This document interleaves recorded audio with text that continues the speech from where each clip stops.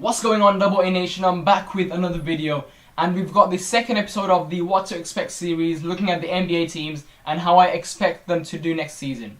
Today's video is going to be on the most exciting up-and-coming team in my opinion, the Minnesota Timberwolves. In contrast to the past few seasons, basketball fans in Minnesota can actually get excited for the start of a brand new NBA season and the chance to experience the results that the Minnesota project can or will achieve.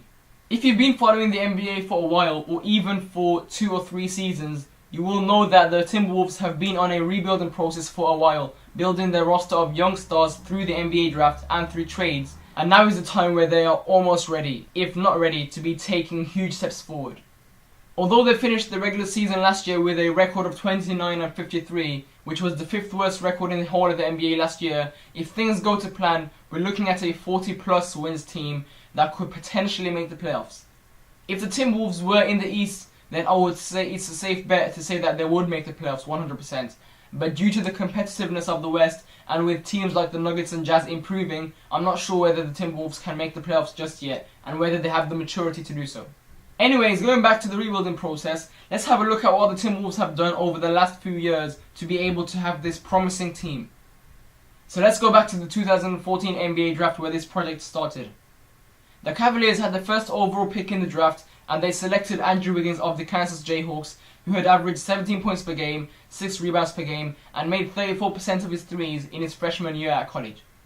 After being picked first overall, Wiggins was involved in a 3-team trade involving the Cavaliers, the Timberwolves, and the 76ers, which resulted in Wiggins moving to the Minnesota Timberwolves. In his first season with the Timberwolves, Andrew Wiggins averaged 17 points per game, 4.5 rebounds per game, and was voted Rookie of the Year. In his second season with the T-Wolves, his numbers improved to 20.7 points per game and a field goal percentage of 46%. These numbers are impressive, and to think that he is only 20 years old is outstanding. This guy is a beast and will dominate the NBA for years to come. He could potentially become a league MVP soon. The other player the Timberwolves were able to get in 2014 was Zach LaVine, and the 2-time dunk champion was drafted as 13th overall by the Timberwolves in the same draft that saw Andrew Wiggins get drafted as 1st overall by the Cavaliers.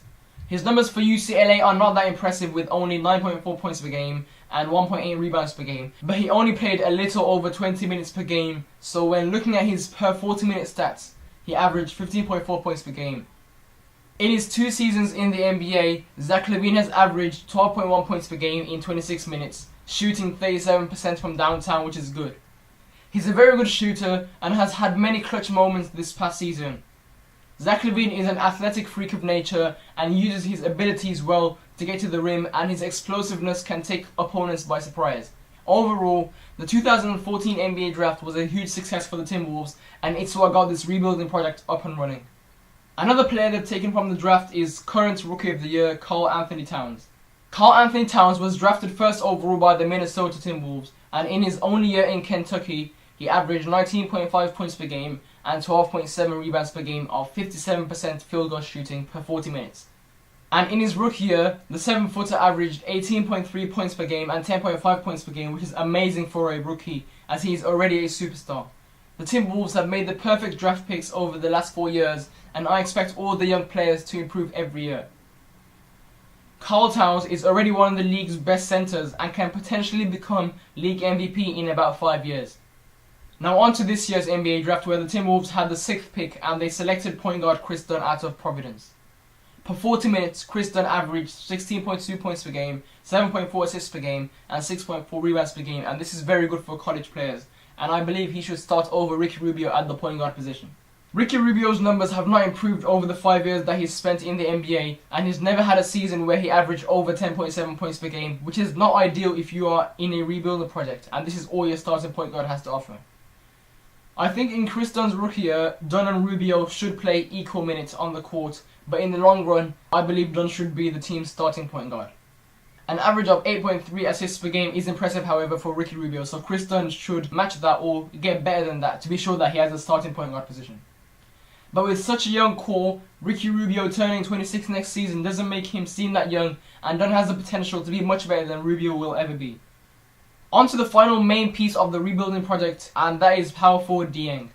The Senegalese was drafted by the Utah Jazz as 21st overall in the 2013 NBA draft but moved to Minnesota that same year and has been in the team ever since.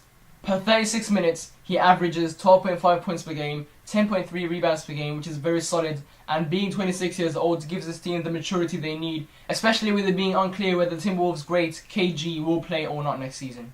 Dieng is a beast in the paint and is the guy who does all the dirty work that needs to be done.